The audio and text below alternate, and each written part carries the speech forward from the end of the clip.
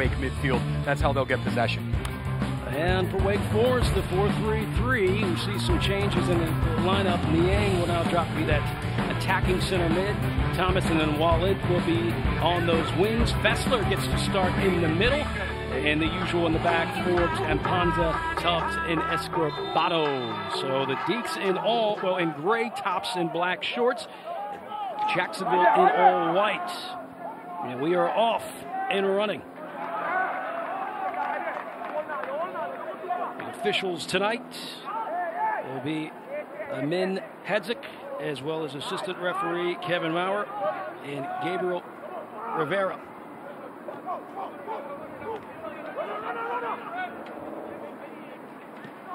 Had a nice conversation with Coach Ruiz this morning, and he's pumped to be here.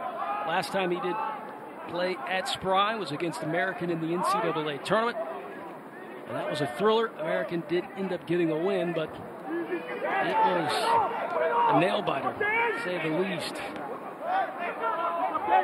Jacksonville 0-2 in the A-Sun, and Kyle, when we talked to Coach Ruiz, once they lost to Lipscomb, they decided to make those changes to a different formation, and it kind of has paid off as far as what or how many goals they've allowed. Yeah, it sure has, and it was necessitated a little bit by some injuries. They lost a key player in midfield, but they've really pieced it together well following those formational changes, and they like to keep hold of the ball. This is a team that's going to try and come up against Wake for some possessional dominance. That is obviously a tall task against one of the best possessional teams in the country, but that's the style of play that they want, and that's what they're going to do.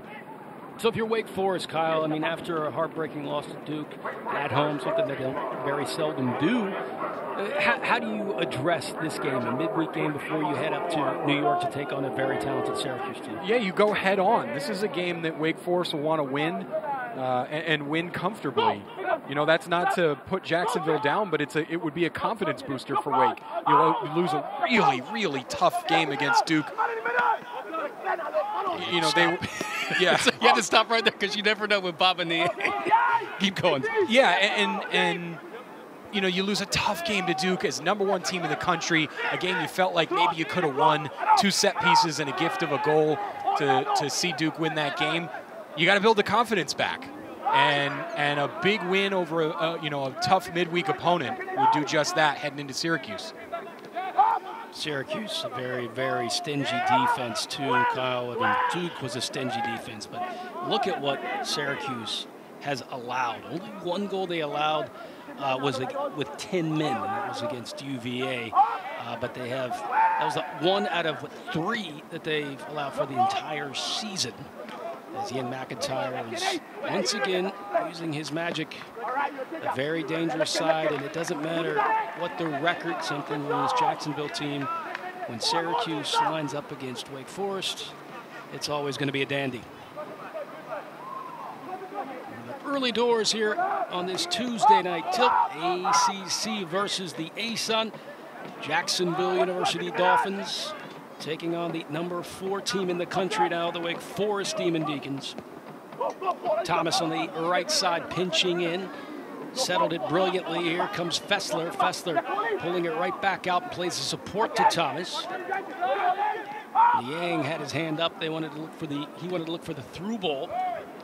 But the smart ball as the Deacons continue to recycle. Forbes' speed just about got over the back line of Jacksonville, but Jacksonville comes out with it, and they want to quickly push it up the pitch. As you see #7 on it, that's who we highlighted at the beginning of this broadcast, Sabali, a transfer from Rutgers. And the good thing about Jacksonville, too, Kyle, is how close they are to Montverde, the SEMA, the factory of soccer players. So they're just an earshot away, and they can get some talented players. Sabali was actually recruited by Jacksonville, decided to go to Rutgers, and then put his name into the transfer portal. Quickly, Coach Ruiz said, all right, now come down here to Jacksonville. Speed of Colin Thomas going up against the speed of Jabari Gray, goalkeeper from Trinidad and Tobago. One of 14 countries represented on this team. A backup keeper from Germany, who was just awarded ASUN Goalkeeper of the Week.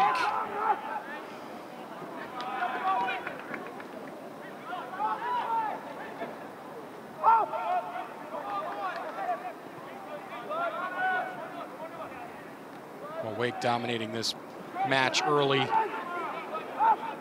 holding lots of the ball. You'll see that throughout the game. Obviously, we talked about how Jacksonville will want to play their style as well, but this Jacksonville team knows what they're up against. Oh, man, he tried to bend that one.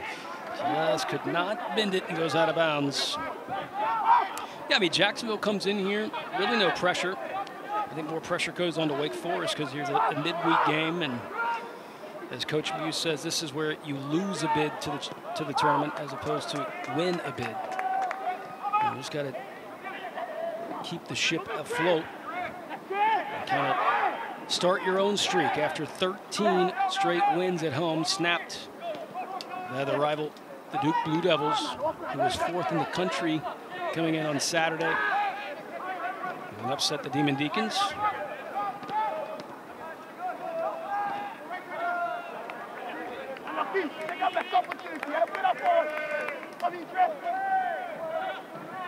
But still, I think they can keep their head high after the result they got down in Clemson. You don't win like that at Clemson, 6-1. No, and you know, some might say the soccer gods even themselves out with those two results. You don't get 6 goals at Clemson, and then you come home and dominate, and you know, I wouldn't say dominate, but have a lot of the better chances against a very good Duke team and just struggle to find the back of the net and gift a couple goals. So it evens out. It always does. Fessler, and how close we were from possibly seeing an equalizer by Baba Niang, who sent a rocket headed to the upper V. But we also saw on display Hamill, one of the nation's best keepers. We pretty much had to hold our breath because that was seeking and headed into that top shelf. But Hamill was able to punch it away. And the Blue Devils come away with the result of 3 points. 0-0 at halftime, Kyle, and then the last 77 minutes of that match was actually probably 33 minutes left in the entire match was when we saw 5 total goals. Yeah, bonkers would be the word I would use for that. Bonkers. It's a great candy. A candy that was probably around in 1991, last time these two teams played. I bet you don't know bonkers. No, I don't. I've never even heard of it. It's a great candy. Always thrilled to get that at Halloween. What is a bonkers? What is? It's kind of like a Starburst with. Oh, I can get in with that. With a little extra juice in the middle. Yep. Exactly right. Niang was tangled up, but Thomas was wide open on the right side. Plenty of runway space to head down to the attacking third. Yeah, I mean, Baba's just such a good player on the ball. I think, you know, he can get confident, which you want. You want a confident Baba Niang. I mean, that is not something that Bobby Muse will argue, but I think in that instance, he went to take on a couple of players in his own half rather than find the open man. And you know Bobby Muse loves his big switches. You could see one here. The ball is cut out in Jacksonville. It is Sabali on the ball. Playing it back to Orojo Wilson. Right, Colin Thomas just has so much space on this right side. Cole Reasonover is giving him a ton of space on this Wake Forest right flank. Almost to the point where we're going to take offense to it, right? Yeah. You're going to give me this much space. Fessler with a start tonight. Very, very smooth on the touch. As Mpanza, Ed Tubbs, the center backs, holding down, which probably is the foundation of this team. as far as experience and skill-wise. But the attack has gotten the praise. How many goals they put up and where they rank in the national polls with total goals, total points.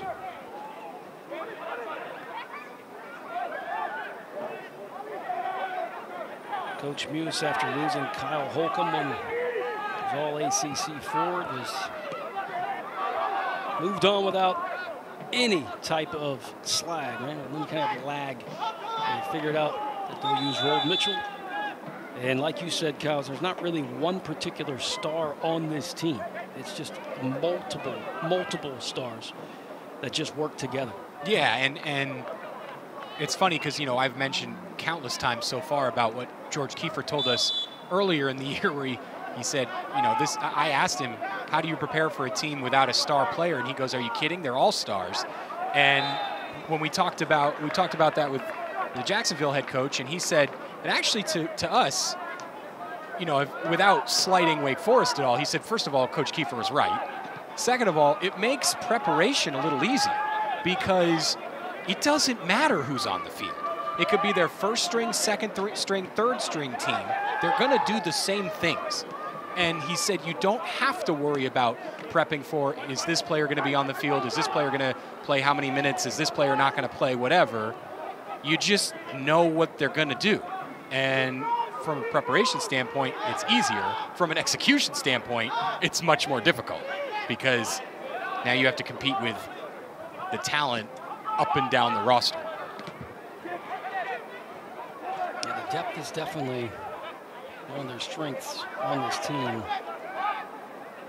And that's something that, you know, Jacksonville doesn't quite have, is the depth. And yeah, Coach Ruiz was honest about that too. He said it's just one thing that we don't quite have is depth, but he feels that this team is very talented. And I think we're going to see that tonight, just how they're poised on the ball, the way they distribute.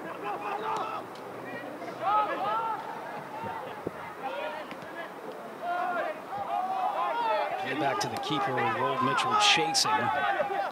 Baba Niang coming up to take on Shane Clancy, a freshman from South Jersey. This kid's going to be something else. Come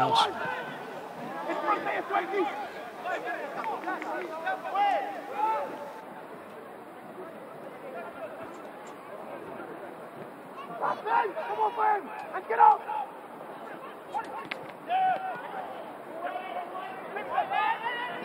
The Dolphins doing an outstanding job of disrupting Wake Forest. That was one of the things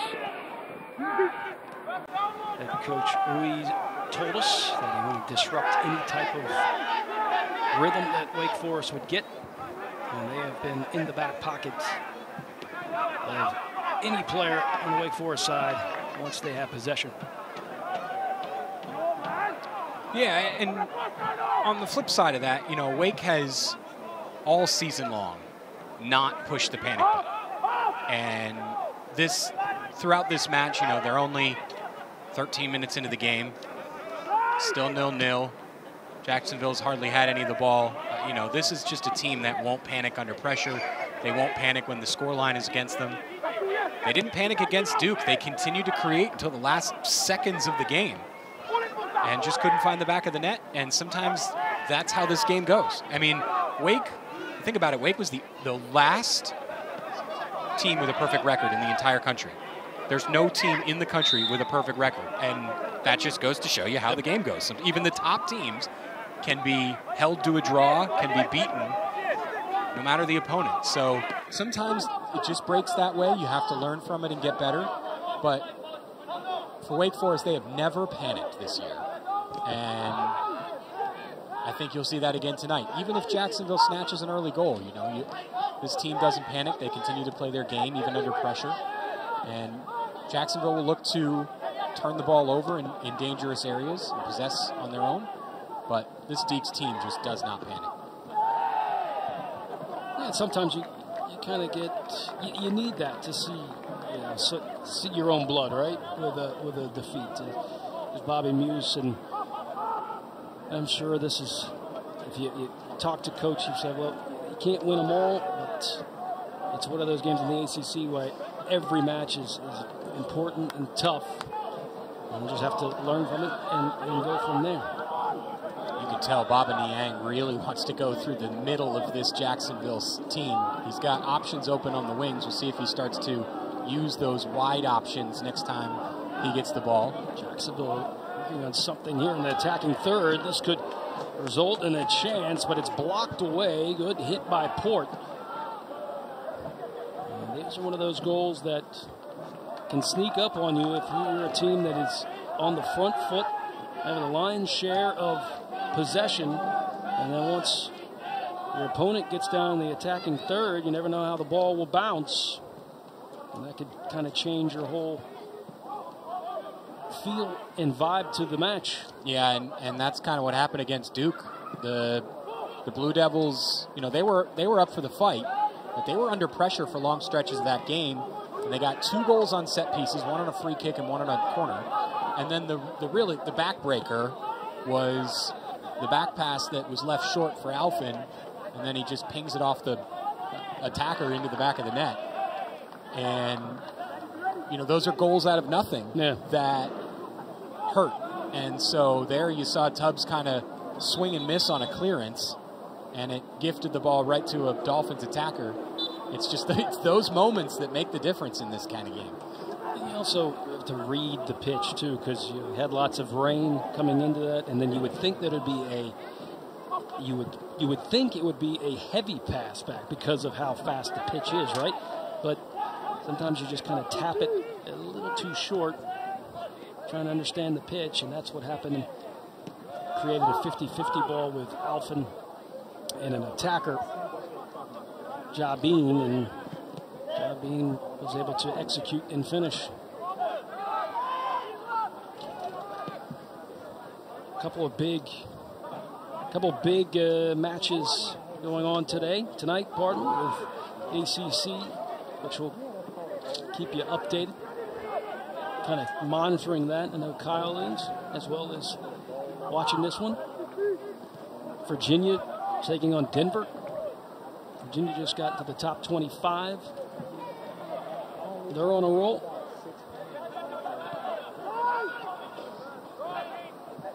We've almost played 20 minutes of this one. And Jacksonville leading in shots, 1-0. Deacons without a shot yet, unless that would be considered a shot. Maybe it was a chance for Roll Mitchell to see if that would be possibly spilt out by the keeper, but Deacons now tally their first shot of the night, coming with about 27 minutes remaining. There's the stat about how Wake Forest in this dangerous attack, almost 18 shots per game. As Kyle tells me, Denver has gone ahead against Virginia, 1-0 on a penalty. Well, service ball and flicked on just a little too far to the right for Roll Mitchell. Boy, that was nearly an exquisite goal by Roll Mitchell. The obtuse angled header, just trying to flick it to the far post, just barely wide. Great effort and an excellent cross from the flank as well. That ball was so fast, even slow-mo was fast. And that's an incredibly difficult skill. Yeah. To flick the ball on like that when you're not facing the goal, to get the angle right, that's not the power header, right? The power header is the 90-degree angle. Let me just whip your neck back. Correct. That's the finesse header, which you have to get the angle exactly right. And doing that at the top of your dome is not easy. Deacon's back line moving all the way up past the halfway line. Speaking of not easy, Ty, you mentioned Virginia going down to Denver. How about some tough Tuesday non-conference matchups here in the ACC? We got Syracuse playing a ranked Cornell team in a rivalry game, and then Virginia taking on a top 10 Denver team. Syracuse also trailing early. So those are some difficult non-conference matchups for ACC teams. And then now Virginia will host Duke on Friday night. We'll talk about Denver on a midweek game and then preparing for the number 2 team in the country. This is scooped over as Roll Mitchell, Baba Niang just got it out too far out in front. Did have Roll Mitchell in the area. And Deacons will try it again with Forbes. Forbes so good. Has his head up the entire time. Trustworthy of the ball at his feet. We know what he can deliver into the penalty area. Wallent. Oh, Wallent. There's some heat behind that one. And it was blocked. So the Deacons now with 2 shots. 24 and a half left to go in the first half. Still 0-0.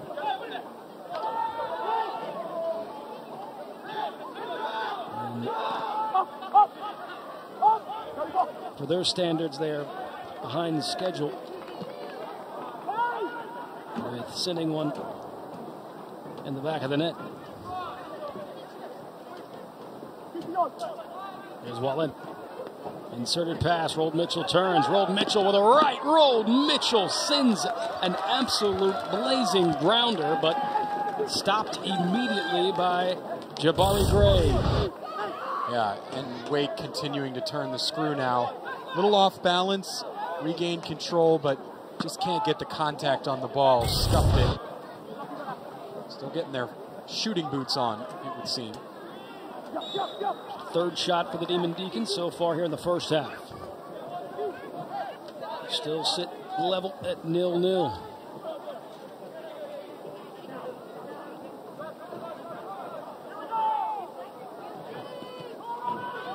Gray coming way off his line.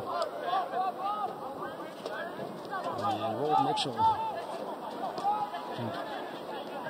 is feasting off that. Says, come on, keep coming out. So Bali, good ball into the corner, and that one will get out of bounds as that one was looking straight for Port. There is the head coach for Jacksonville in his 8th season. Was here back in the spring of 2021 in that COVID year when they won the A-Sun. Was a former player of Central Florida. Getting into the coaching ranks. Very candid with us before the game, which we always appreciate. Get to learn a little more about the team from the man in charge. And he talked to us about how this team is just looking to build confidence tonight, right? Obviously, they're looking for a result. A result is the best way to build confidence. But he said just as important as that is playing their game. They've had some really difficult losses recently. 1-0 and 1-0 in the last 2 where they outshot their opponents both times. That's always tough. And he said tonight we just want to play with our heads up. We want to play our possessional game and play to the tactics that we've discussed. And that's a good way to build confidence alongside a result. He was a delight to talk to. Sometimes, you know, it's the media. It's kind of sometimes pulling teeth. But, yeah, he wouldn't talk to us for 2 hours. He probably could have, just on how candid he was, and just seemed very, very, very energized and just excited to be out there coaching the game that he loves.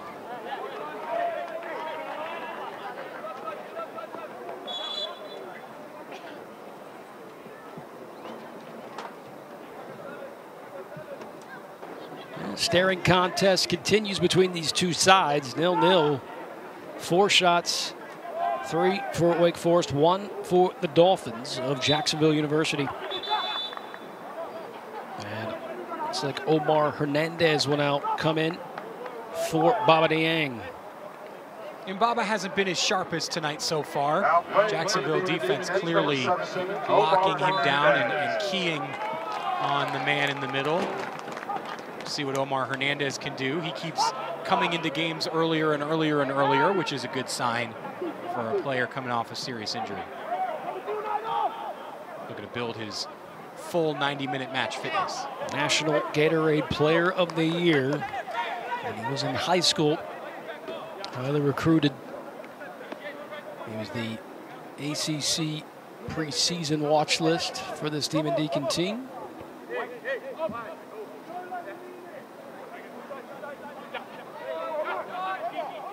I think that Jacksonville likes that. It's 20 minutes remaining in the first half. They're keeping the Demon Deacons to 0. And that's only going to build confidence for them.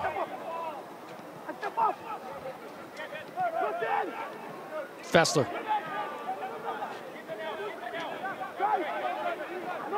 Possession back to the Dolphins. Long ball looking for Port. This is off the chest of Tubbs, and Tubbs dicey again, but luckily came away from that unscathed. Long ball. This is Rold Mitchell going up against 2. Trying to get around a defender, goes down, and it will be a free kick for the Demon Deacons, as well as a yellow card. Is it the freshman who got it? I believe so. Number 18, Shane Clancy from Sicklerville, New Jersey. Yeah, and this is the smartness I was talking about when we talked about Baba Niang. But first here we look at this, you know, Garrison Tubbs has just got to make a decision. Well done to recover that, but, you know, got to make a decision. Here's the foul. This is what I was talking about with Baba Niang, but Rold Mitchell putting it on display as well. Just the IQ, the soccer IQ, and the knowledge of how to beat your defender one-on-one. We talked about it against Duke. Baba was looking for the penalty. That didn't mean he dove, but he knew exactly what his defender was going to do. He said, if I get around him, he's going to foul me. Right here, Rold Mitchell knows, if I get a touch on this ball, the defender's going to foul me. And that's exactly what happened. Just good soccer IQ. Inserted ball. Escribano is ruled offside. The side judge was right there to put the flag up. Nice play, though, designed by Coach Muse and the Demon Deacons. Yeah, I love the play call. But the call was right as well by the assistant referee. Escribano a little off. They just got to time that better. This play, Bolt trying to link up with Fessler. There's Wallent. The speed of Wallent. This kid came in as a defender, but playing in the attacking side. And he just about got a touch inside the 18, flying by defenders. Well, it's interesting. Now with Baba Niang out, this Jacksonville defense has started double-teaming wingers. So here's a chance. Oh, and Hernandez with that left foot didn't really quite get that ball down. But once again, another good idea. Just no execution. Hernandez knows it, had a little heavy touch on the inside of his left boot.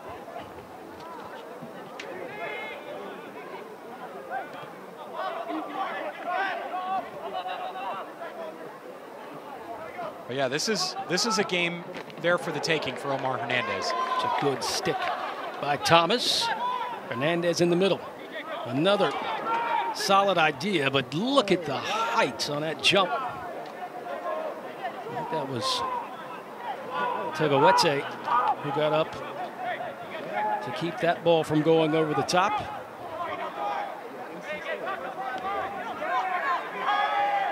Deeks really starting to get into a rhythm now in the attack. The introduction of Hernandez has been great. His skill set has been what this game has been begging for from Wake Forest in the first half. Not to say that Niang is a bad player. I mean, we've talked about exactly what he brings, but that Jacksonville defense was able to key on him, missed a few open opportunities, and then Hernandez comes in and says, hey, I have the skills to beat this Jacksonville defense. Some of those through balls, either lofted or on the ground, that can break the back line. There you go.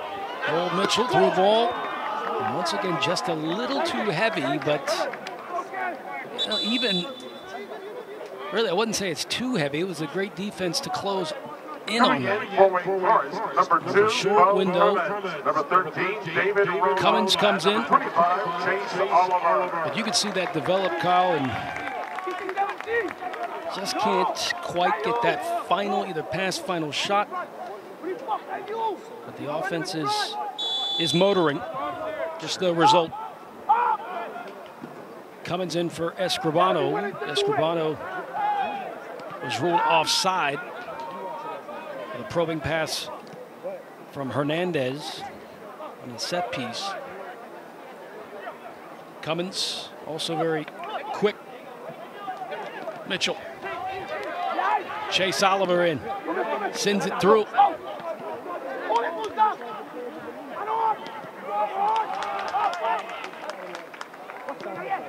Deacons once again cutting the pitch in half. Applying the pressure on this Jacksonville side. At the beginning of the year, it went 3 in the back, but changed because of the personnel. And after giving up so many goals against Lipscomb, they said, we got to figure out something else. And that's what they decided to go with, one more in the back. More conservative style, and it has paid off defensively. Jacksonville's just going to have to work on what they're going to do in their attack.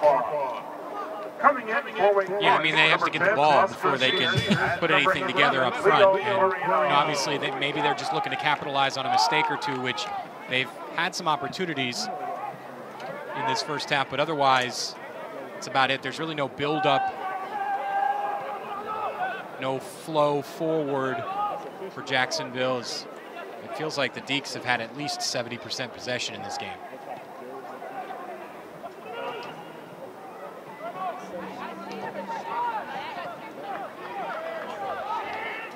And this will be good for Hernandez. Maybe get a lot of PT in this one. And kind of get the feel back. Like you said, still trying to get back to the Hernandez we know. I was watching many of these games on this network. Oscar Shears also coming in.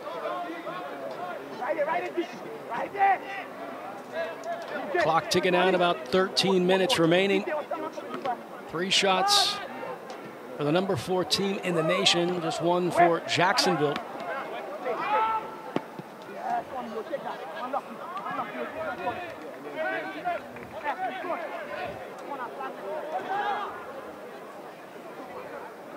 And the wave of attack from the bench is on display too, just the talent and the depth that Coach Muse has, with Garino coming up as the 9. Chase Oliver coming on the outside winger. We also have Rona, the senior leadership of Rona. And the motor. Yeah, also has a knack for finding the back of the net. Sure does. But man, he brings energy to the field. He's constantly at full speed. I'm sure he gets a lot of that from Kyle Holcomb.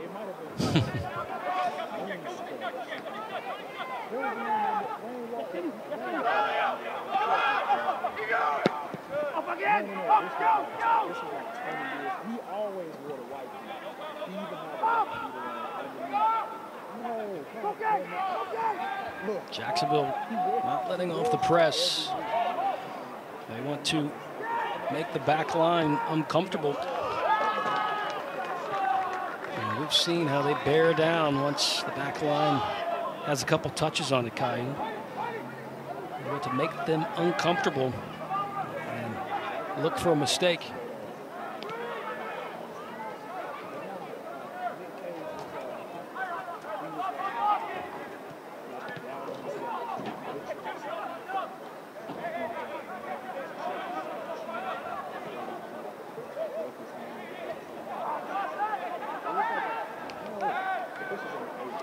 Not as crowded as we saw on Saturday. A lot of people have cabin fever, though, after being locked away indoors from the hurricane on Tuesday night. Sometimes it's tough to get people in the seats, but it's a beautiful night, little nippy. And that's the fall and the fair's in town, so that's usually the sign for the start of autumn, at least in these parts. They got a player down too, Jacksonville. Ty, I was picking out my tie tonight and went for the fall colors. You did. Very Got a little, Thanksgiving. yeah, a little orange and dark green. Where Bob Saget? Just kidding. I love how you're like, what? No, what? I had to heck with him. See a player down. It looks like it's Tugawate. Might be hurting on the right foot, possibly. But the time is stopped at 10:39. 0-0.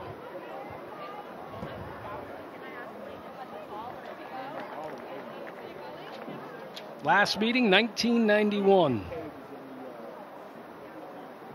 You knew this was coming. What was the #1 song? I would get it anyway. It was Bryan Adams from Prince of Thieves. Our theme song. Was that your theme song? No, it wasn't my theme. The #1 movie in August of 1991. Give it to me. Hot Shots, starring Charlie Sheen. Now in for the Dolphins, number Now, guess who was leading, or guess who won the EPL that year? In 1991. So you can go back in the history books. Newcastle. Leeds, actually. Okay. I was on the right track. Leading scorer of that year, for that season. Leading scorer? Who was it? My favorite player, Ian Wright. 29 goals. Wake Forest continue to use the depth as William Aiton. Johannes. I'll actually make a small correction for you. Okay. It wasn't the Premier League yet. In Yeah, August that's of true. 1991. Yes. It was the final Yeah. season of the first division before they created the Premier League. You're absolutely right. The candy of choice in 1991? Bonkers. 0-0. Your candy. 0-0. Johannes comes in. Deacons searching desperately for the first mark in this one. Aiton wants to send a long shot. It's blocked. Deacons will try the left side.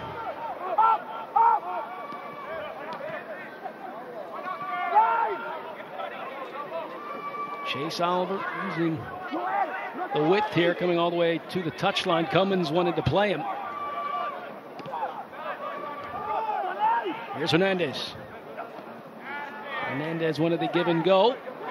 Deacons will try the left channel again. Nice ball played across by Forbes. Nobody could get on the other end of it.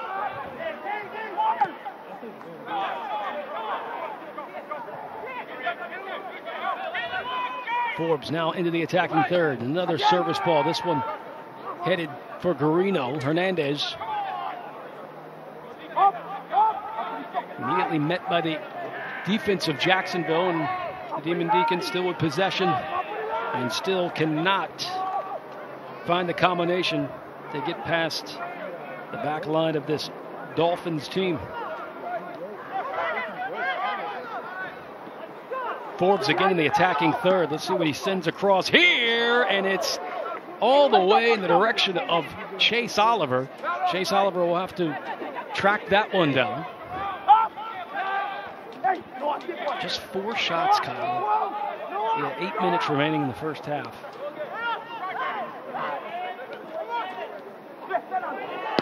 Oh, that was a great invention by Hernandez.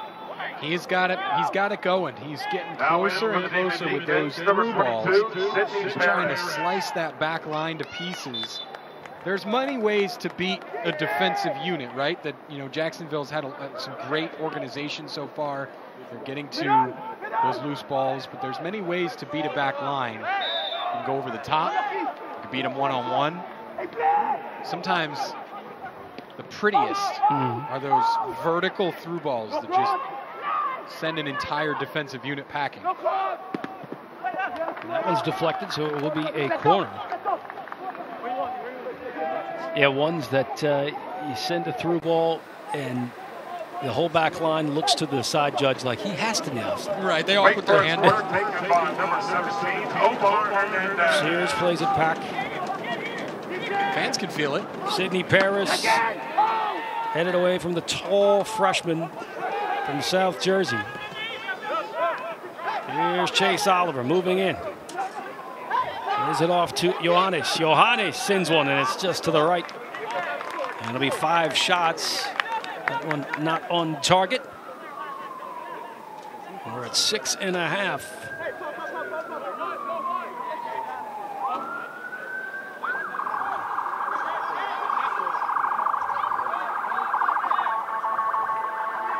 Jabari Gray from Gasparillo, Trinidad and Tobago, was called up to play for Trinidad and Tobago's national team last spring.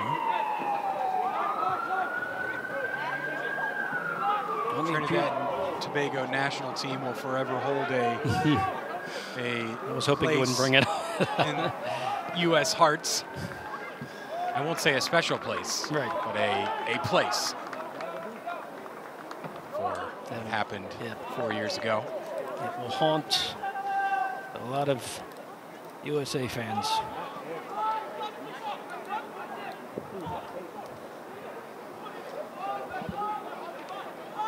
And the first corner for the Dolphins of Jacksonville University. 0-0, the set pieces. Can they execute here? Topsy-turvy as Rona went down and was brought down. I believe that was Noah Denal. Another freshman from the same hometown as Rolt Mitchell, Montclair, New Jersey.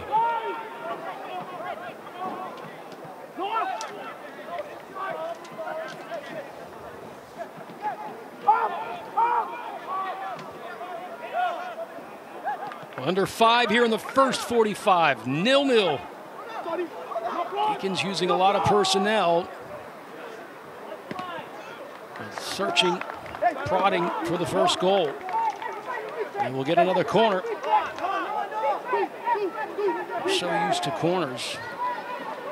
Let's see what they decide to dial up here. The short option is right back to Oscar Sears. Sends this one to the far stick, looking and searching for either Leo Garino or Prince Impanza, who's all the way down here.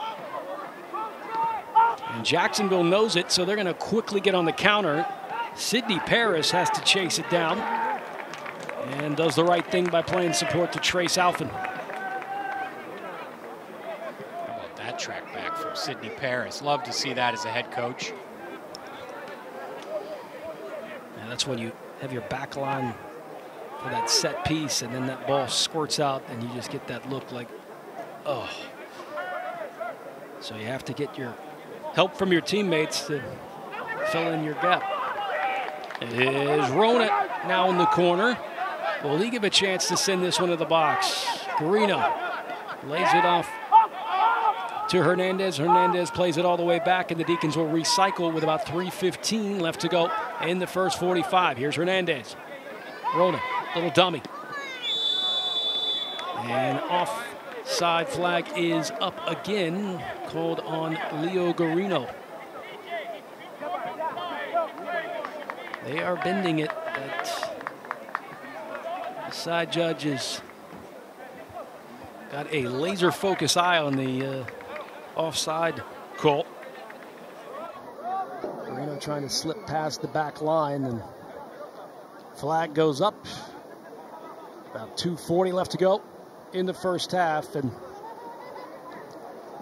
a lot of possession on the side of the Demon Deacons, but no goals to show for both squads. Just the second ever meeting between the two.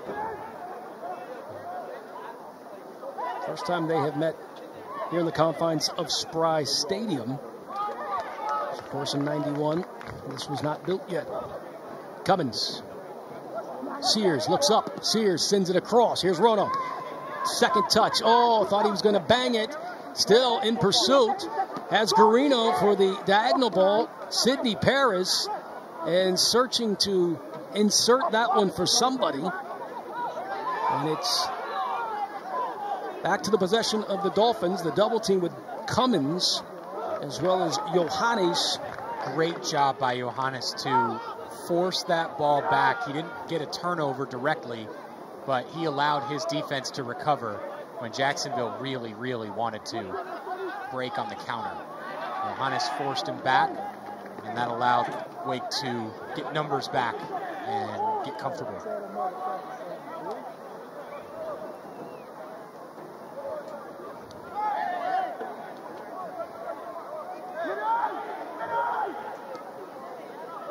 Creeping on 1 minute left on the clock until we hit intermission. No score here at Surprise Stadium. There's the great voice of Jeffrey Griffin giving us the 1 minute sign. And see if the Demon Deacons respond.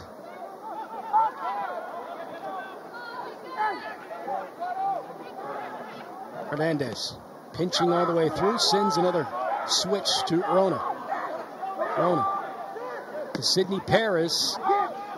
Sidney Paris with a liner. Here is Hernandez. That could have been very dangerous as it kind of ping-ponged in a very jam-packed 19 seconds, 18 seconds. Flag is up and it'll be a throw-in for Jacksonville University. So that will pretty much send this one in the books for the first half. With nobody on the goal scoring tally. 0-0 we sit level. Which in a sense you could say is a victory for Jacksonville in the first 45, keeping a very, very dangerous offense like the Demon Deacons nil.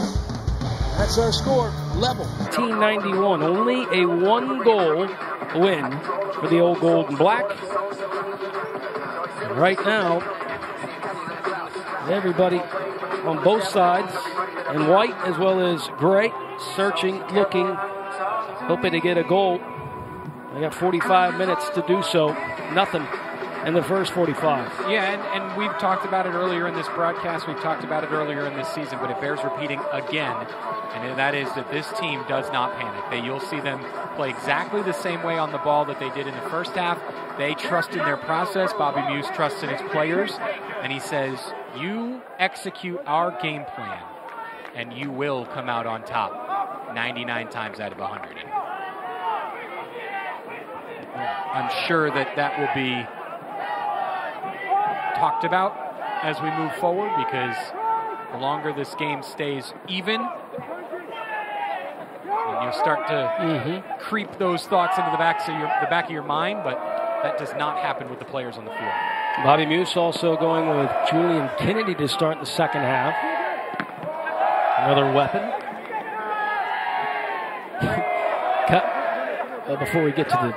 Before I'm going to get to my thought, here's Jacksonville's new keeper. There's the keeper that won ASUN Keeper of the Week after what he did in his last start. He's from Germany, so another country represented. From Bavaria, Germany at 6'1", ASUN Goalkeeper of the Week in his efforts of that Jacksonville University's 3-0 win over Georgia Southern. That'll be his first ever. He's a freshman. So,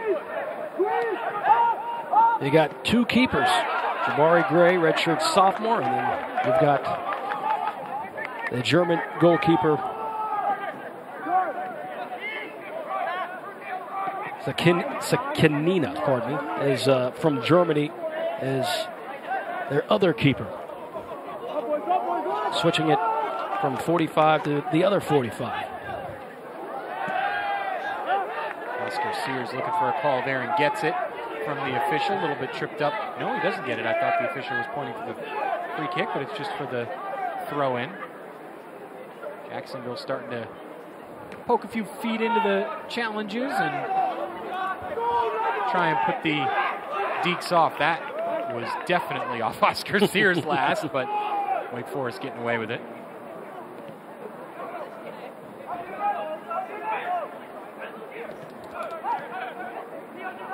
Pardon me, the new goalkeeper, last name pronounced Anina. Anina from Germany. I knew you'd get there, Richard.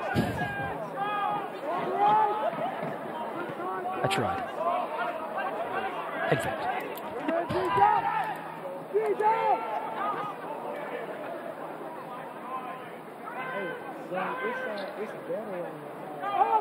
Early doors with the second half, and 0-0.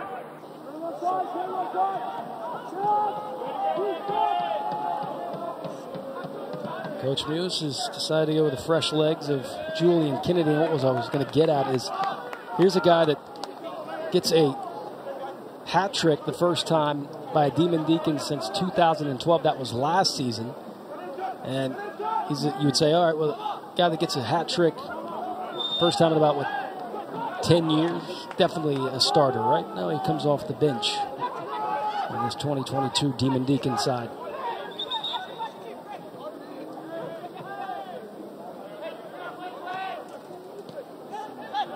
Yang to Sears. Sears with a switch to Thomas. Thomas will watch this one go out of bounds for a corner. That's smart play. Yeah, Thomas could have had a chance to keep that in play and try and deliver the cross, but much preferable opportunity here is the corner. We've got 5 options. 1, 2, 3, 4, 5 options in the 18. And Baba Niang, let's see if he goes all the way in. He does. And he's going to make that near stick run. This is a spit out right there at the 12. Still inside the 18. Garrison Tubbs sends it back. Here's Takuma Suzuki. Holds the ball up just to get double teamed and still keeps it in bounds. Tried to backheel it to Julian Kennedy. Well, I tell you what, Takuma Suzuki doesn't get too many opportunities to get touches in the penalty area. And I'm never going to, obviously, root for a player to dive. But he was fouled. And if he goes down there, he has a chance to earn a penalty. Sometimes you have to know when to go down.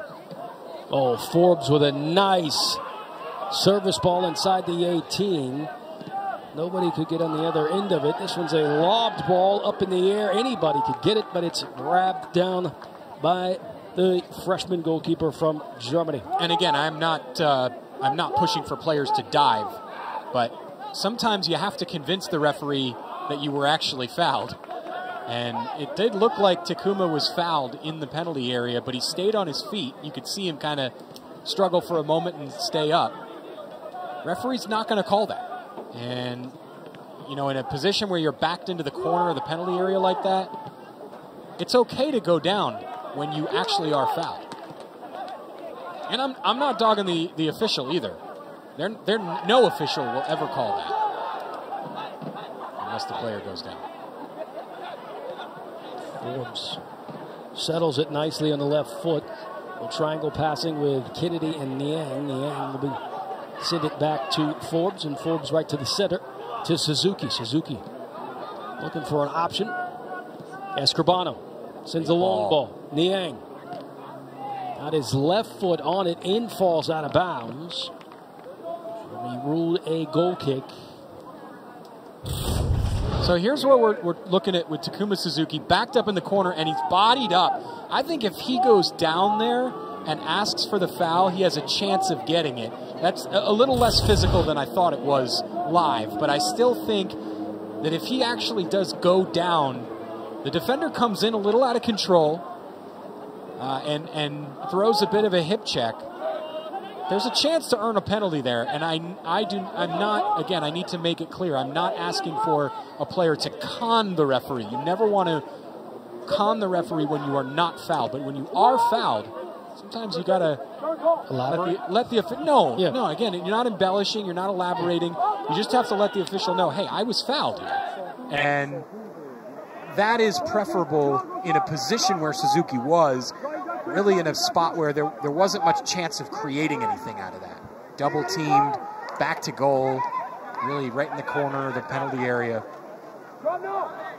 This is what I was talking about with Baba on Saturday. You sell it. Well, sell it, but also, you know, again, that way of phrasing it makes it sound like you are embellishing the situation. Baba looked for the contact. He said, if I beat this defender, he will stick a leg out in front of me and trip me, or I'm just going to go by him.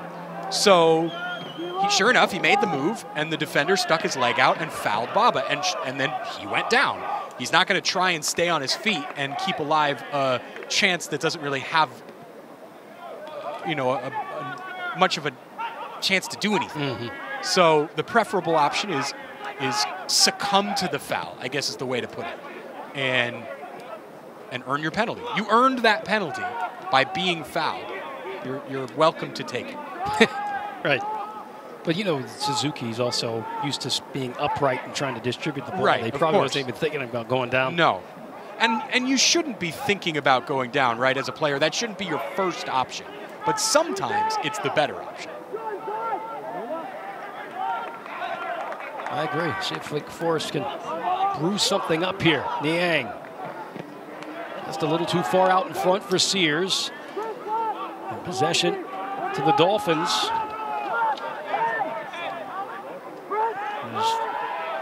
Zabali. And switch here. Here's Dimps. Dimps. Sends a dangerous ball right there on front to see if Trace would come out. He does, and he stops it. And the Deacons will quickly try to build from the back. 0-0. 7 shots by the home side, just 1 by the visiting Jacksonville University Dolphins. Sears. Couldn't quite line that one up to connect with Thomas.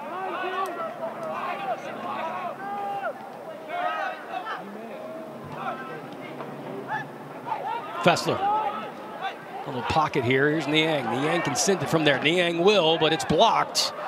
Good block again by Clancy. Shane Clancy, very tall Shane Clancy. Well, 6'2". We know how Baba can hit it. I mean, just go back to the final 5 seconds of the Duke game on Saturday, and you can see it. That was a bit telegraphed. He put his head down, took about 3 dribbles. Everybody on the planet knew what he was going to do with it. This one gets through, and Thomas. It's a great tackle. Great tackle. As Thomas did have a quick look to send one a diagonal ball, but the defense of the Dolphins continue to frustrate the Demon Deacons' attack. And we still sit 0-0. Out of time left, about 35 minutes remaining. First 45, nothing to show for it, 0-0. Dominating performance by the Demon Deacons, but no goal. There's Baba Niang skating inside the 18, sends this one to Sears, and Sears buries it. And they kind of looked at the side judge to see, make sure that actually counted, and it does. And the Deacons finally get it past the keeper. This time they get it past the freshman goalkeeper, Sekanina. And this really was their first good chance of the game. Here, you know what? Baba wasn't fouled. Great job by him to stay on his feet. He just kind of slipped, but he keeps control, finds Oscar Sears, and Sears buries it. That was just a 50-50 ball. Good job by Baba to stay on his feet. Right-footed poke and into the back of the net. And again, like I said, it's really their first good opportunity of the game, and that is what we were talking about. This Bobby Muse team, just keep going. Yep. It will show up. I was about to say, that is a good illustration of this team. Falling down, still fighting, and finding a way to have a chance and finding the back of the net. No quit, definitely no quit in Baba Niang. Colin Thomas will go out. Rubio comes in. Deacons finally break the ice. They lead 1-0 on their 9th shot. Jacksonville, early in the first half, had their only shot, and they still sit at 1. Forbes, bloodthirsty, sends a curler searching for Urbillo. Last touched by the Dolphins.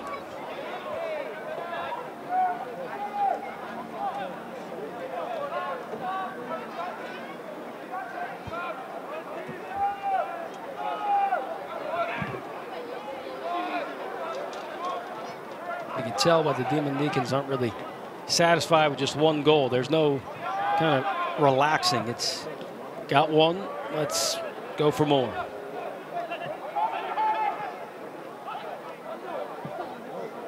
Sears once again getting cheeky. He had a cheeky move last Tuesday.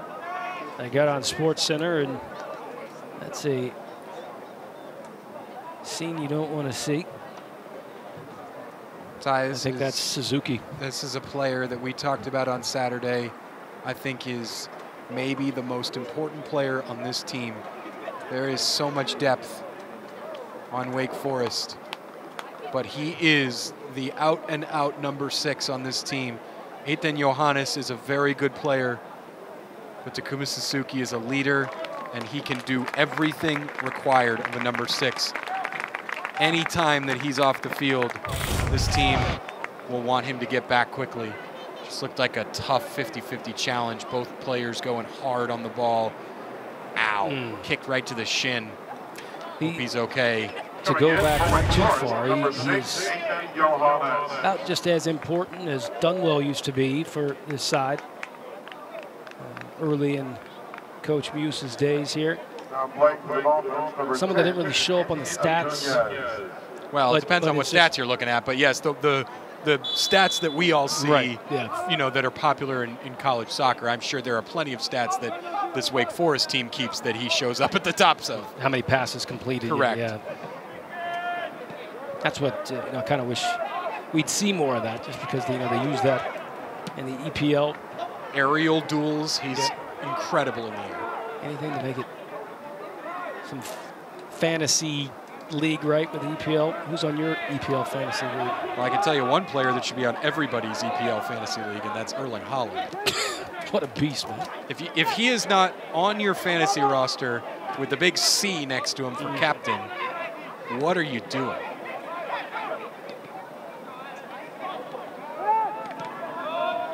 But that's because, just like in baseball, chicks dig the long ball. Ain't nothing like scoring goals in fantasy soccer. Well, Pep Guardiola finally, he got his goal scorer he was looking for. Yeah, sure did. But you know that we're gonna digress here for a second, because I find this to be unbelievable. Very good foul call there. Blocking progression. Good sportsmanship too by Rubio. There are records in sports that are just considered untouchable, right? With the way sports have changed over the years, you think baseball has a couple, right? How many complete games Cy Young had? Was it like 700 something? It's never going to happen, right? One of those untouchable records considered untouchable, is I believe it was 1929. Dixie Dean holds the English top flight goal scoring record for a single season. You know how many goals he scored? 60. There's no way that's going to be true. Yeah. Erling Haaland is on pace to score 66. No. He's got 14 goals in 7 games. Or 8 games, excuse me. 14 goals in 8 games. He's on pace to score 60. Now, do I think he'll score 66 goals? No. And he looks like a villain from Die Hard. Yes. Fessler. Look at that no-look pass from Sears. Blasted on by Kennedy and nicely stopped by Sekanina. That took a slight deflection off a defender, too, which helped the goalkeeper. Well blocked and well saved, or else that was headed for the back of the net. Wonderful pass. How about the difference that Oscar Sears has made here in the second half? We saw what Omar Hernandez brought to the attack in the first half. It was a positive introduction, but Oscar Sears here in the second half has been great. Deacons again in the final third. Can they find goal number 2? Oh, just in the fingertips of Sekanina. And he has had himself a very busy evening.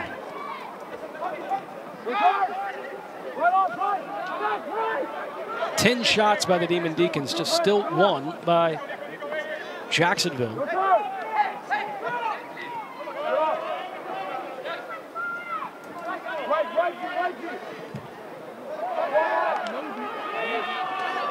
Roadblock by Niang. Niang slides it over to Fessler. Fessler looks up at Rubio, and they'll play the support. Johannes back in. Forbes will creep up, and Forbes will get it. Forbes has 2 options with Niang, brought it back, and now we'll play Niang. Forbes looking for that give and go, and it was read well by this Jacksonville Dolphins defense. Very impressive play by the freshman. You look at this last attempt, there was a slight deflection there off the defender, and then an excellent stop. Give a lot of credit, though, to Shane Clancy, who definitely helped his goalkeeper out making that stop.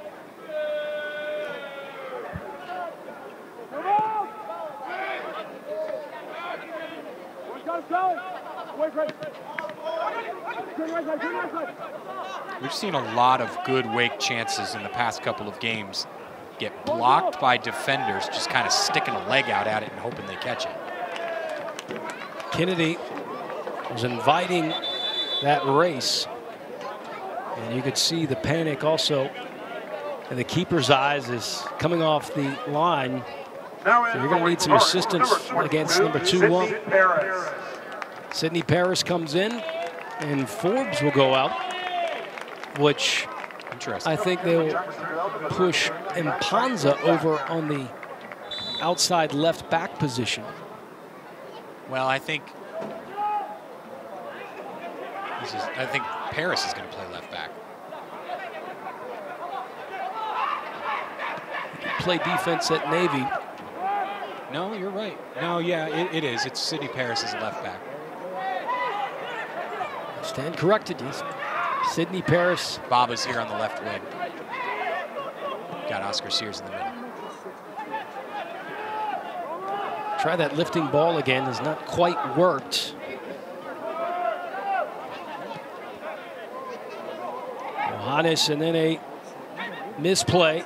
And Pons is going to have to chase this one down. He does. He gets there and sends it almost out of bounds. Jacksonville quickly on the ball. This could be a card on Mpanza, but the referee stays away from his pocket. Mpanza having to move all the way from the left side of the pitch to the right side and to track down Ed Port, the grad student from Reading, England. Yeah, I think that's the right call by the official to not give Mpanza a card there. I mean, first of all, Wake should get a little bit of credit for, they just don't have a volume of fouls to this point, so they haven't really worked the referee at all. He'll give them credit for that. And also, you know, is way over there on the touchline. You're not really stopping a counterattack or anything like that. It's a dreaded set piece. Flicked on. Still inside the box and cleared out. Niang. How about that? Boom.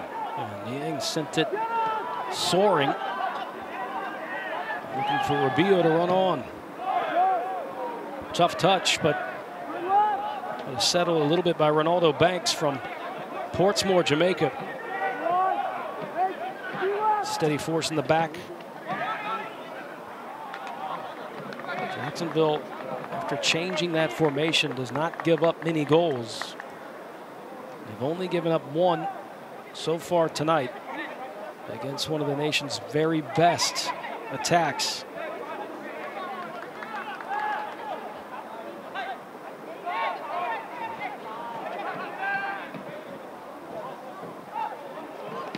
We'll give you an update on some scores around the ACC in a little bit, as we now sit at about 25 and some change left to go in this one, with the Deacons holding on to a 1-0 lead.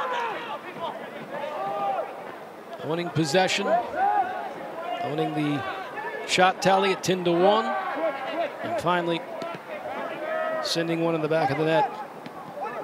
Oscar Sears got it. And this just in from Charlottesville. Denver is victorious 1-0. There's only one goal they needed. So Virginia, their winning streak is snapped. And they will take on the Duke Blue Devils on Friday night. So all attention goes to number 2 in the country, John Kerr's Duke Blue Devils. Another tough road test for them. Syracuse still trailing as well to a ranked Cornell team. I believe Wake had their fill of Cornell recently. So they started the season off last year, and the team was really, really good.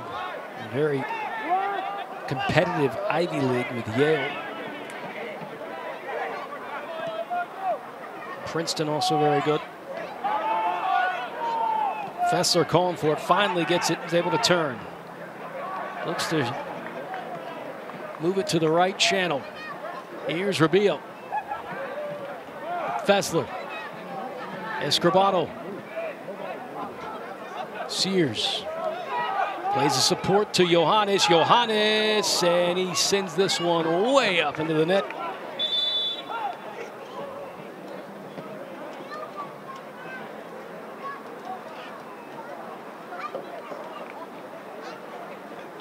So the Deacons Now playing for the Deacons, still have number been 9, Roll Mitchell, and number 23, Vlad Wallace. sealed shut beside that goal that was allowed by Oscar Sears, but 1-0.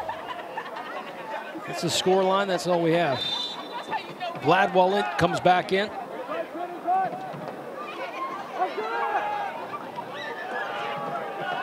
Sears on his horse. And pressure.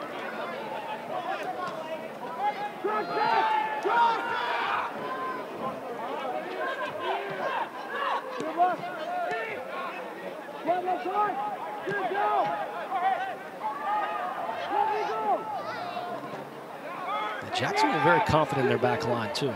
I mean, going against a very good team like Wake Forest, you don't see that they're panicked.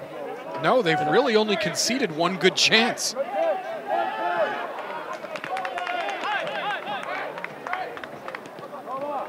They got themselves a star there with the freshman Shane Clancy as a center back.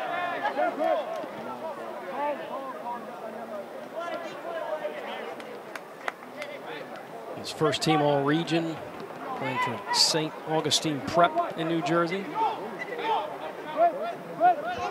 Actually started his own business on the shore of New Jersey. Clean boats. He sent out flyers and said, anybody want their boat cleaned? And made a good little profit. Hard work pays off. That's right. Wallet searching to go to the boot of Oscar Sears. Escobar comes up, plays Rubio. Numbers trying to get into the 18 and keep the Deacons with just a 1-0 lead. A blast that bounces around. Falling down was Vlad Wallace, who was sitting right in front of the 6-yard mark. Yeah, I think that's one Wallace going to want back, Ty. He had a great opportunity here to put Wake 2-0 up. Good save. The ball pops up high in the air. All he's got to do is beat 2 defenders who can't use their hands. And he kind of lashes at it. I don't think he realized he might have had time to chest it down and take a hit. I'm pretty sure Rubio just gave the goalkeeper a indention on his hip there with that shot. This one's an in-swinger.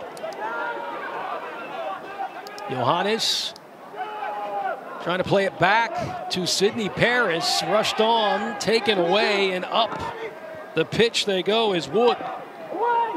Great recovery by Garrison Tubbs, and that is needless. Wake had it covered, and you concede a set piece and get a yellow card. Sometimes it's a good idea to absorb those yellow cards in transition because you stop the opponent from a dangerous counter, but the Deeks had this covered. Tubbs had forced the ball horizontally. There was nobody in support, and that. Wallace do it. Yeah, he did. I don't think he meant to there. Sometimes those are on purpose, right? Because like I said, you're taking a guy down. You say, I'll take the yellow card to not concede a good chance. But I don't think he expected the Dolphins player to cut that laterally towards the ball, and they just bumped into each other. Yeah, as soon as you have contact like that, and you hear the whistle, you're like, yeah, I'm guilty. And that was the scenario that we just witnessed from Vlad Walent. Well, this came back to bite the Deeks against Duke, too, because Suzuki conceded that needless set piece that ended up hurting them. Port looks like he's going to take it. Left foot, and he once again goes after our camera guy right above the crossbar. There he is. Seth is searching for Seth here.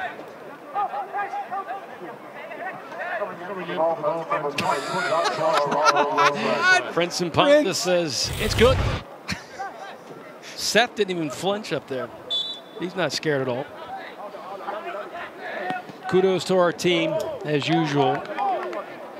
Anybody that seems to be up there in that crow's nest has gotten a lot of action this season. 1-0.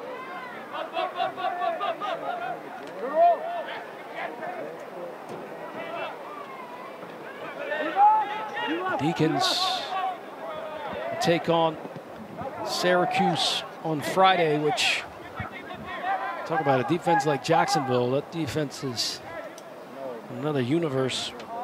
Yeah. They lost against Cornell today or tonight. Well, that game's not over yet. Pardon me? Premature on the saying the final? Well, actually, I mean, it's not over yet, but it's now 2-0. Oh, dear. They've conceded a penalty and Cornell scored. I jinxed them after I spoke about very few goals they've allowed. They allowed 2 tonight so far against Cornell. The Red Machine.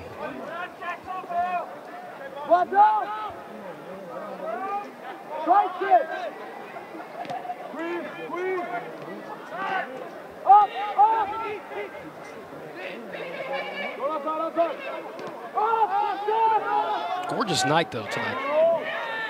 Can't ask for anything better. Midweek. And my power went Soccer. up today. What is that all about? I've survived the hurricane on Friday. Didn't lose power. Today, it's beautiful outside. 65 degrees, sunny, power goes out. Yeah, mine went on Saturday after we survived the storm. Late development caused a power line to snap, and we were without power for 8 hours. Oof. That's a lot of fun with 2 kids. Under 20 to go. 1-0, 13 shots for the Demon Deacons. Just 2 now for the Dolphins. Finally got another one after their only shot was registered in the early part of the first half. Sidney Paris says, go out and get it for old Mitchell. There he goes. Mitchell. 2 New Jersey natives going at it here. Sidney Paris, insert ball to Hernandez. Johannes plays a smart ball to Sidney Paris, and once again the Deeks sealing off half of the pitch, but now they're going to have to back into it. Johannes, good turn by Hernandez. Hernandez, long diagonal ball. Here's Rona. Rona on his left. Plays the support to Escribano, and now the Deacons will once again try to orchestrate another attack. Here's Prince Impanza. Wallet calling for it. Kind of hiding his hand there. Say send it. And the Deeks will once again recycle with Johannes playing the center back position. And moving over to the center spot.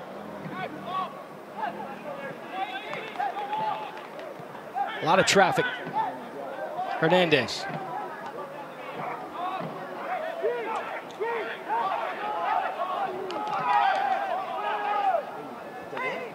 Alfin way off his line.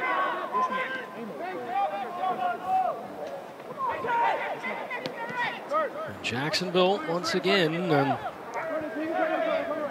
kind of just hanging around. They certainly are, and you know, Wake Forest has had one, maybe two good chances in this game, and the Dolphins know it's just going to take one of those set pieces or an opportunity on the counter, and suddenly the narrative of this game changes entirely.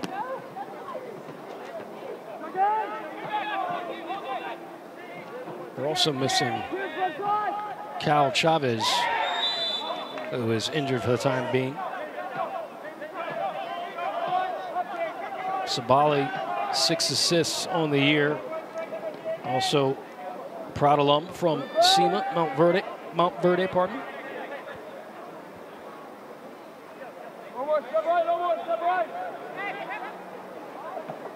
And you know, speaking with the coach, Ruiz, he said, look, be diligent,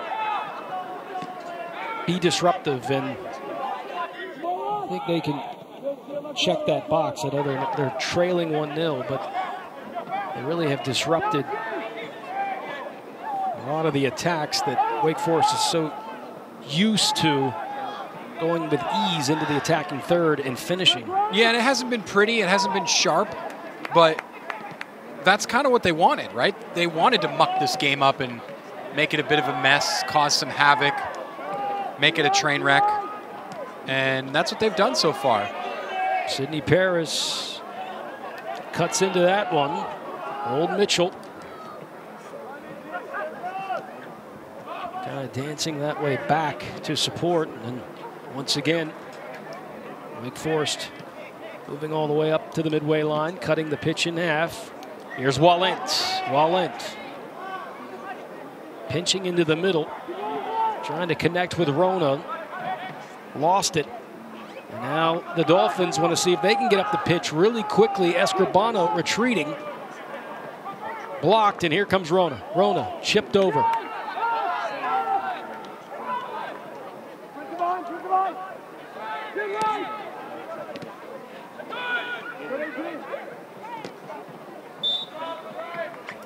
Tried to see if they could possibly get away with that, but it's out of bounds. And take a look at the only goal in this one in the 56th minute.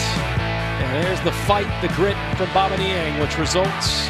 Hard work pays off, Kyle. Yeah, it sure does, and you give Oscar Sears a lot of credit too, because he hadn't had many opportunities in front of goal and takes it there sublimely, just poking it past the goalkeeper. And you're right, great job by Niang to stay on his feet and keep going. It's funny because we were just talking a little bit earlier about how I thought Takuma Suzuki should have gone down in a situation, and there is an opportunity where you don't go down. You stay on your feet, you create a chance, you're right at the top of the 18-yard box, you can still make something happen, and sure enough, he did. Sears, 4 goals on the season. Player that doesn't usually start. He did start Saturday. An international player from Sweden. He's had a heck of a 2022 campaign, hasn't he? Player that has really popped out. Forbes back in. Wallet will go out. And in somewhat limited minutes, too. Give him a lot of credit that, you know, and that's what a lot of guys on this team have dealt with, is just inconsistency, because that's how deep this team is. Bobby's got to get all the players in. Coach Ruiz from Jacksonville mentioned that. He said, you know, you're never going to have tired legs out there for Wake Forest. You're always going to have fresh legs at every single position, because the team is so deep he can rotate. But the flip side of that is sometimes it can be hard for players to get a rhythm. It can be tough for them to, you know, get their feet under them when they're only playing 30, 40 minutes a game, or even in some players' cases 20, 30 minutes. So credit Oscar Sears for, you know, taking his role, and all these players on this team for taking their roles and taking their chances. So he's going to try to play it across from Guarino, searching for Sidney Parrish. As Hernandez trying to lift it with his magical left foot. We get a player down on the visitor side. Let's see who it is. Looks like it's Olivier Correa from Montreal, Quebec. Also proud alum from Montverde. That's a place where we're talking about Syracuse men's soccer, Syracuse basketball, low recruit from that area as well. A lot of Canadian connections up there in central New York. But here, making his way all the way to Jacksonville. Sidney Paris trying to get through, wrestled down. How is that not a foul?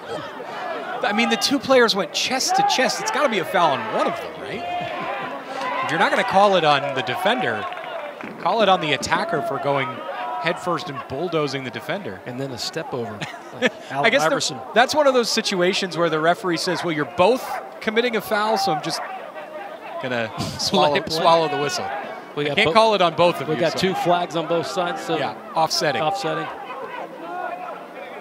mean, Sidney was a little out of control there, and the defender blocked him off. So I guess the official says foul on both, foul on nobody. Oh, that was a very good idea. Rold Mitchell trying to send this one through again. Maybe he should have been selfish there and try to send a shot on frame. And sometimes Rold Mitchell will be a little too unselfish. He's just as the coaching staff likes to say, a gentle giant. Yeah, you have to have a different mentality as a central striker. You're not the creative force.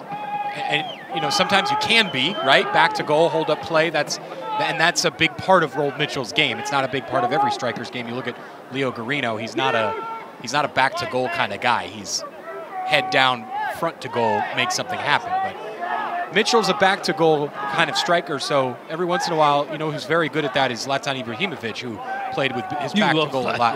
Yeah, he got a lot of assists that way.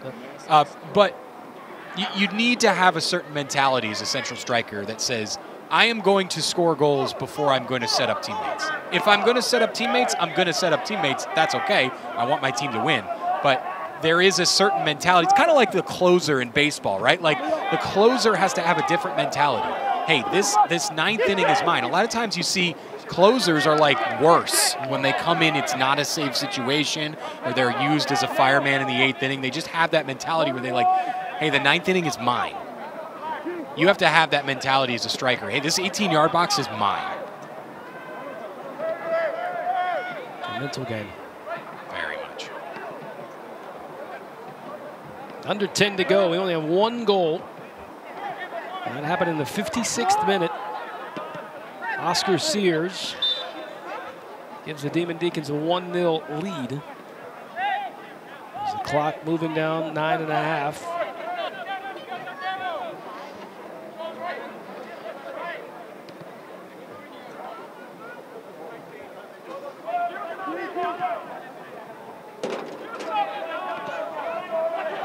Forbes.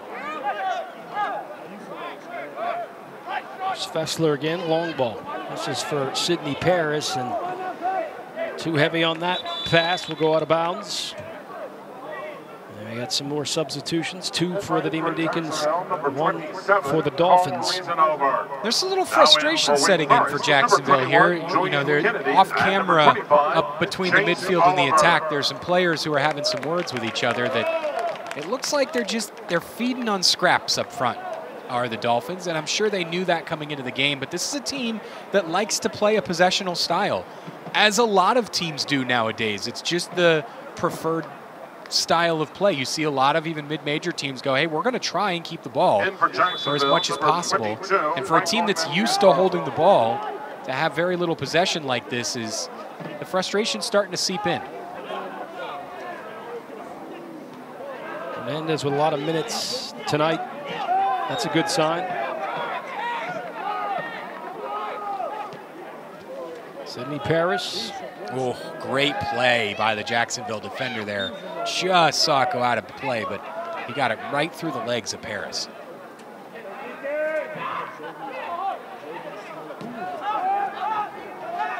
Very impressed with the defense of the Dolphins. Yeah, I believe that was Trey Demps, redshirt sophomore from Jacksonville. Great play. Those are going to be hard to come by against this defense if it stays like this with this new formation that they've adapted to.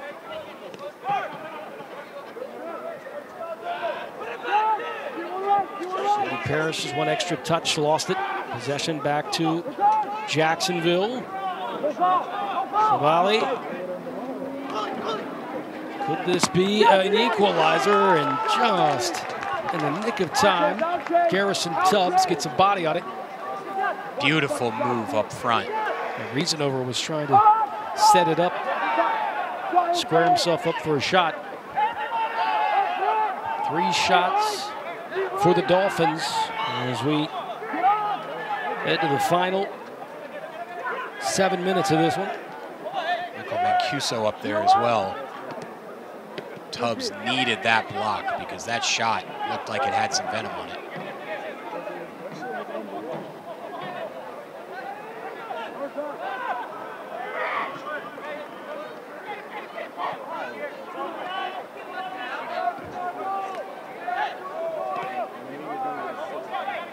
Once again, Wake Forest moving it around. Half-court offense, if you will.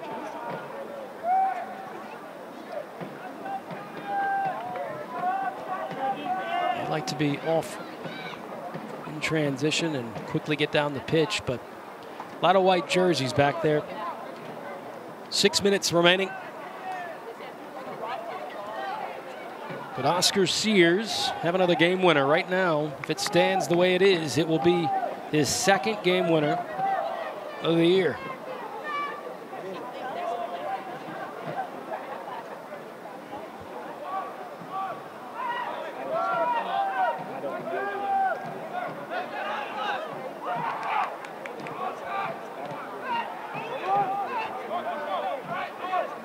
Curious to see how many passes have been completed tonight by this Demon Deacon team, as there have been plenty of them. A lot of possession. Fessler sending it to the right, and Chase Oliver couldn't quite corral it. Shout out to our team, of course, the ACC Network Extra team. They have been working endlessly this past couple days. A heck of a job. Thank goodness they're on our team for the most part. It's getting to be that time. November is busy. So we are 1 month away from that season. And already things starting to ramp up. College sports, man. It's a lot of fun. It's a lot of work. They do a heck of a job. And a special shout out to our executive producer. He wouldn't be here if it wasn't for him. He goes by the name of James Overstreet, one of the very best, a legend in Wake Forest. And our producer, Everett Hutto, also a legend in his own sense, but not very, very good teammate to have. And you too, Kyle. Thanks, Ty. Glad to be here with you. Me too. On a Tuesday night tilt. Beautiful Tuesday night. 13 shots for the Demon Deacons, just 3 for the Jacksonville University Dolphins. This could be a bit of a tense final 4 minutes, Ty. You know, 1-goal margin. Who knows what can happen? This is one where you kind of will relax if you're Wake Forest. Hopefully, for their side, they won't relax in the last 4 minutes, and Jacksonville might see that and pounce on it, find an equalizer, and then you could most likely hear a pin drop in here. But frustrating, too, because Wake Forest dominating from the first whistle to pretty much the end. Possession, 70%. Shots under their average with 13 so far.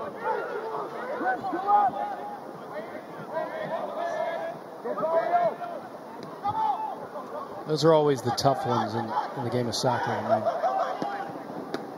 pretty much dominate every category and still have yourself biting your nails to the final whistle. Here we are close to 3.5 remaining. Oscar Sears, so far the hero. And the Demon Deacons. This Jacksonville can find some way to get it past Trace Alphen. Alphen has had a pretty easy night Not really challenged. There's no shots on target with the 3 that the Dolphins have tonight. Animated Coach Muse over there.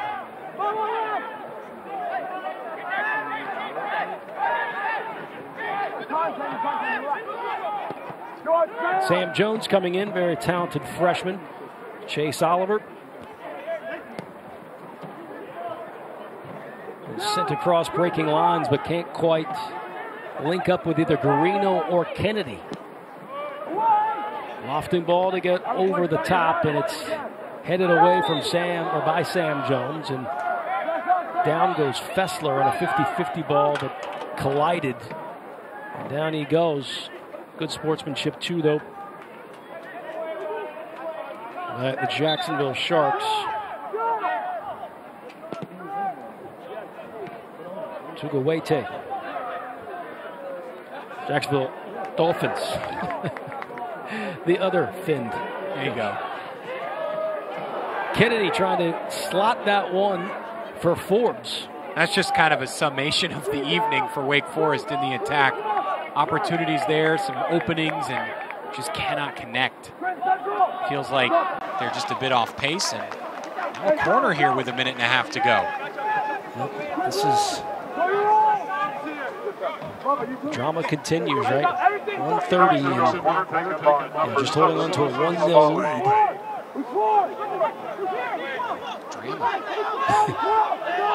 Fins are up and everybody's inside the 18. This will be an in-swinger. Lots of traffic. Popped in the air. Alfin goes way up in the air and gets pushed inside. Official right on it makes the call. There's Trace. Finally gets some action. 1 minute. And now it's 1 minute. So 31 years later, we're looking at the same scoreline, 1-0 in favor of Wake Forest.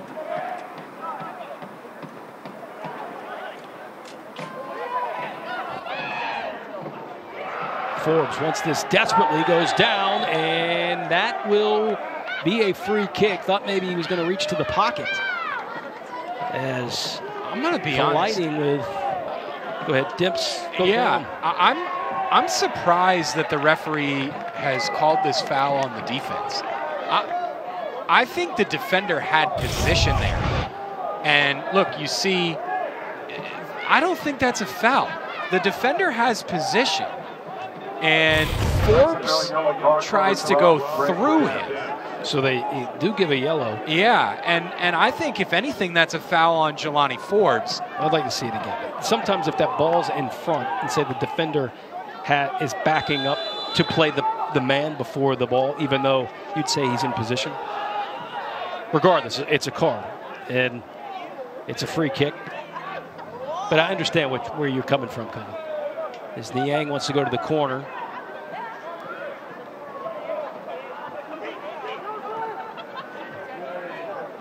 And Forbes got awfully lucky there.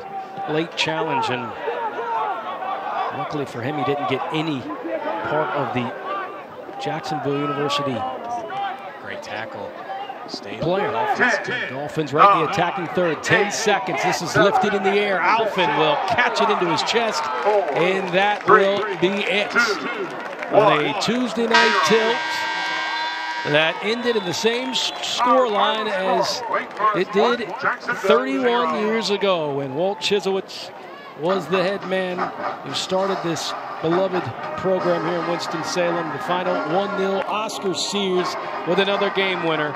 4th on the year, 2nd game winner on the year. Coach Muse, 1 win shy of 200 on his career. Kyle, your final thoughts? Yeah, this is a sloppy one. It was one that neither team could really get a flow on the ball. Wake dominated possession, but just really, it felt off in the attacking third, and hey, that's what you're going to get in a midweek game against a pretty good opposition. So credit to both teams. They did what they wanted to do in this game, but ultimately Wake comes out ahead 1-0. Great goal when it all came down to it. And 3 points is 3 points. A win is a win. The Deacons win 1-0.